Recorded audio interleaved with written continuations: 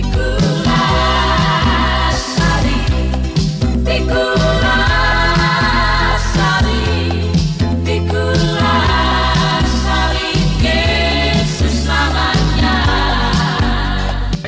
YouTube sekalian, terima kasih telah menyaksikan channel YouTube saya ini.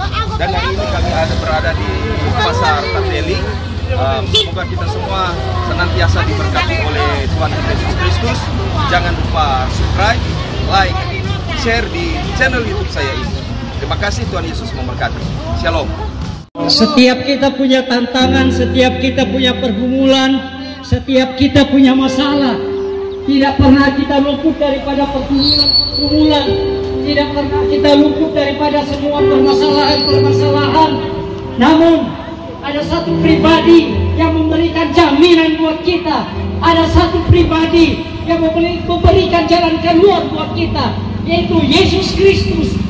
Firman Tuhan berkata, bersukacitalah senantiasa di dalam Tuhan. Sekali lagi kukatakan, bersukacitalah. Di dalam Filipi 1 ayatnya yang ketiga berkata, Paulus di saat dia mengingat jemaat di Filipi, Paulus selalu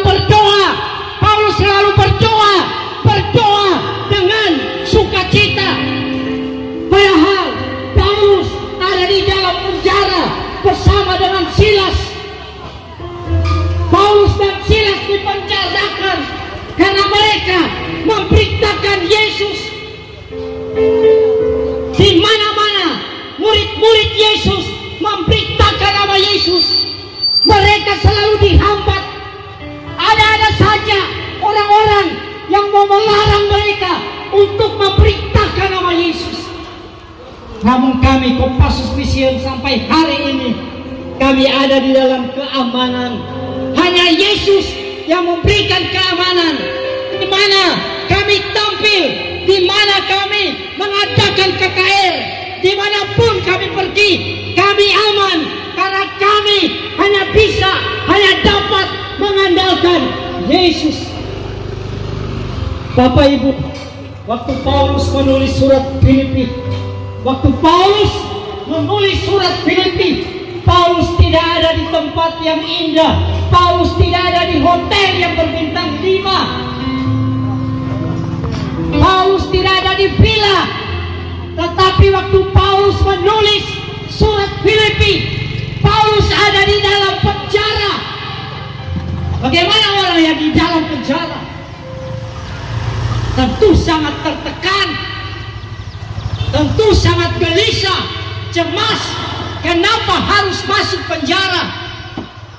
Paulus bersama Silas masuk penjara. Oleh karena apa? Memberitakan nama Yesus. Bapak Ibu Saudaraku, ada firman yang berkata,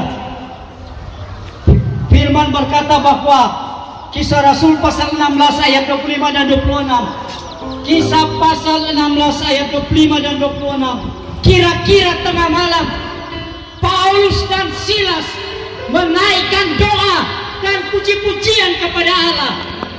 Sementara mereka menaikkan puji-pujian kepada Allah, apa yang terjadi? Yang terjadi adalah gempa bumi. Sendi-sendi penjara goyah, pintu-pintu penjara terbuka. Rasul Paulus dan Silas dipasung, tetapi mulut mereka tidak terpasung. Apa yang Paulus dan Silas lakukan? Tengah malam mereka menaikkan doa dan puji-pujian kepada Allah. Terjadi gempa bumi, sendi-sendi penjara goyah, pintu-pintu penjara terbuka, alat pasung terlepas. Kuasa pujian itu besar kuasanya. Saya ingin berbicara tentang sukacita di dalam Yesus. Benarkah ada sukacita di dalam Yesus? Sedangkan kita selalu diperhadapkan dengan pergumulan rumah tangga, pergumulan di gereja, ada pergumulan, ada masalah-masalah. Dan perhatikan, waktu Paulus dimasukkan ke penjara, mereka tidak tertekan, mereka tidak cemas, mereka tidak takut. Kenapa? Karena mereka melayani Tuhan yang hidup. Amin. Haleluya. Bapak Ibu Saudaraku, Paulus boleh dimasukkan ke dalam penjara. Di dalam penjara mereka menaikkan puji-pujian dan doa. Doa itu sangat penting. Amin. Bukan nanti jadi pendeta baru berdoa. Orang Kristen, anak-anak Tuhan, apapun agama kita, kita harus bangun hubungan dengan Tuhan. Kalau kita bangun hubungan dengan Tuhan, Tuhan yang akan kita, Tuhan yang akan pakai kita. Kita doa orang lain sakit, orang lain pasti disembuhkan. Bukan nanti jadi pendeta baru Tuhan mau pakai luar biasa. Kita sebagai jemaat, Tuhan bisa pakai. Asalkan apa? Kita harus bangun hubungan dengan Tuhan. Kita harus bangun hubungan dengan Tuhan. Lewat apa? Lewat doa, pujian, dan penyembahan. Bapak Ibu, Tuhan mau pakai kita, Tuhan mau tuntun kita, Tuhan mau bawa kita dari kemuliaan kepada kemuliaan. Saudaraku, orang Kristen, kita bisa bersuka cita di dalam Yesus. Yang pertama adalah kita harus bertobat, buka hati, bertobat terima Yesus, sehingga kita jadi milik Yesus. Tuhan Yesus bukan beragama Kristen. Tuhan Yesus, waktu Tuhan turun ke dunia, waktu Yesus harus lahir, dia bukan lahir untuk orang Kristen. Dia lahir karena apa? Karena mau menebus dosa manusia. Semua manusia sudah berdosa dan telah kehilangan kemuliaan Allah. Upah dosa ialah maut. Kalau kita mati di luar Yesus, kemana kita? Tubuh kita dalam tanah, roh kita kemana? Roh kita kemana? Orang yang mati di luar Yesus, rohnya ada di Hades atau tempat transit penyiksaan sementara sebelum dilempar ke neraka. Bapak Ibu Saudaraku, tidak ada di antara kita yang mau masuk neraka. Semua kita mau masuk surga. Kuncinya hari ini ambil keputusan, bertobatlah, terimalah Yesus sebagai juru selamat. Kenapa? Karena kedatangan yang kedua kali. Yesus pasti datang. Yesus akan turun dari surga, tapi Yesus tidak akan turun ke bumi. Yesus menjemput anak-anaknya di udara. Bapak Ibu Saudaraku, satu waktu akan ada pertemuan di udara. Di saat sangkakala Allah berbunyi, Yesus turun dari surga, anak-anaknya terangkat jumpa Yesus. Bapak Ibu, waktu pengangkatan terjadi, jangan ada di antara kita yang tertinggal. Karena kalau kita tertinggal, pemerintahan yang akan memimpin dunia ini adalah pemimpin tunggal dunia atau antikris. Satu waktu dia pasti muncul. Mungkin dia sudah ada, tapi dia belum bisa melakukan tugas dan tanggung jawab, tugas-tugas dari setan, tugas-tugas dari iblis. Kenapa? Gereja masih di bumi. Apa itu gereja? Adalah anggota-anggota tubuh Kristus. Orang semua, kita semua adalah anggota tubuh Kristus. Kita harus berjaga-jaga, kita harus waspada. Kita harus berjaga-jaga dengan apa? Karakter kita. Karakter kita harus mencerminkan karakter Kristus. Jadi, kalau kita hidup di dalam kekudusan, kita menghidupi karakter Kristus. Kita taat kepada Kristus. Saat sangkakala Allah berbunyi, kita akan terangkat. Makanya waktu sangkakala Allah berbunyi, Di antara kita yang bisa mendengarkan suara pengeras ini, kita tidak boleh tertinggal. Karena kalau kita tertinggal, dia akan memerintah waktu terjadi perjumpaan dengan Yesus di udara, dia akan memerintah antikris. Kalau antikris memerintah, semua orang yang hidup di dunia mau tidak mau akan dan harus memakai tanda, yaitu tanda si binatang. Antikris disamakan dengan binatang karena memang dia binatang yang buas, serigala yang buas. Alkitab berkata, waspadalah terhadap nabi-nabi palsu yang datang kepadamu. Dia menyamar seperti domba, tetapi sesungguhnya dia adalah serigala yang buas. Saudara, pujian dan doa itu sangat penting. Pujian dan doa itu sangat penting. Waktu di penjara, Paulus dan Silas berdoa. Paulus dan Silas menaikkan puji-pujian. Mujizat terjadi. Apa yang terjadi? Keselamatan terjadi. Kepala penjara dan keluarganya bertobat menerima Kristus. Cuma karena apa? Dengan doa dan dari Silas dan Paulus, mereka mendengarkan puji-pujian yang dinaikkan oleh Paulus dan Silas. Seandainya Paulus dan Silas orang Manado, Paulus dan Silas tidak akan pernah menyanyikan lagu-lagu dunia. Ada banyak lagu-lagu dunia yang tidak bermanfaat. Ada banyak lagu-lagu dunia yang melemahkan iman kita. Termasuk lagu-lagu Manado. Itu sangat melemahkan.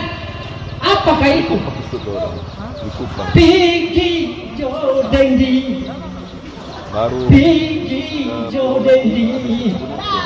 Sayangnya Paulus bukan orang Manado. Yang Paulus naikkan adalah pujian kepada Allah.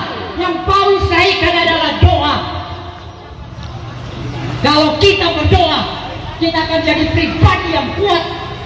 Tapi kalau kita malas berdoa, Tuhan tidak akan memakai kita. Tuhan tidak akan pernah menolong kita. Kenapa kita harus berdoa? Karena kita mengandalkan Tuhan. Orang yang mengandalkan Tuhan akan ditolong dan pasti ditolong oleh Tuhan. Saudaraku, kita harus membangun hubungan dengan Tuhan. Kita harus bangun hubungan dengan Tuhan di dalam doa dan pujian. Saya banyak mengalami mendoakan orang-orang, sementara pujian dinaikkan, mujizat Tuhan terjadi. Gagal ginjal, kanker, tumor, paru-paru, asam lambung jadi sembuh. Bapak Ibu, yang terakhir yang saya mau sampaikan, bagaimana kita bisa bersukacita di dalam Kristus? Alkitab berkata, janganlah engkau lupa memperkatakan kitab Taurat ini. Renungkanlah itu siang dan malam sesuai yang tertulis di dalamnya. Dengan demikian engkau bertindak hati-hati dan perjalanan engkau pasti berhasil dan beruntung. Bapak Ibu Saudara para pedagang, saya mau katakan Bapak Ibu yang sedang berjualan, bisnis Bapak Ibu Saudara, saya percaya mau supaya menjadi laku. Apa yang Bapak Ibu Saudara jual, cookies apapun, kerinduan saudara supaya semuanya laku. Amin. Apa yang harus kita lakukan? Bagaimana caranya kita bisa bersukacita di dalam Yesus? Kita harus renungkan Taurat Tuhan. Renungkanlah firman Tuhan siang dan malam sesuai yang tertulis di dalamnya. Dengan demikian engkau berhasil dan beruntung. Bapak Ibu, jangan terlalu banyak merenungkan masalah. Kita tidak pernah luput dari masalah. Betul Ibu-ibu? Kita tidak luput dari masalah-masalah. Bagaimana caranya kita harus hidup? pergumulan boleh ada, sakit penyakit boleh ada, pergumulan rumah tangga boleh terjadi, suami boleh meninggalkan engkau sebagai istri, istri pun bisa meninggalkan engkau, perceraian bisa terjadi. Apakah orang yang bercerai bisa menikah lagi? Tuhan saja melarang orang bercerai. Tuhan benci dengan perceraian. Kalau Tuhan benci dengan perceraian, jangan sampai kita menyukai perceraian. Apa yang dipersatukan oleh Tuhan tidak bisa dipisahkan oleh manusia. Apa yang dipersatukan oleh Tuhan harus dipelihara, harus dipelihara. Hanya maut yang bisa memisahkan hubungan suami istri.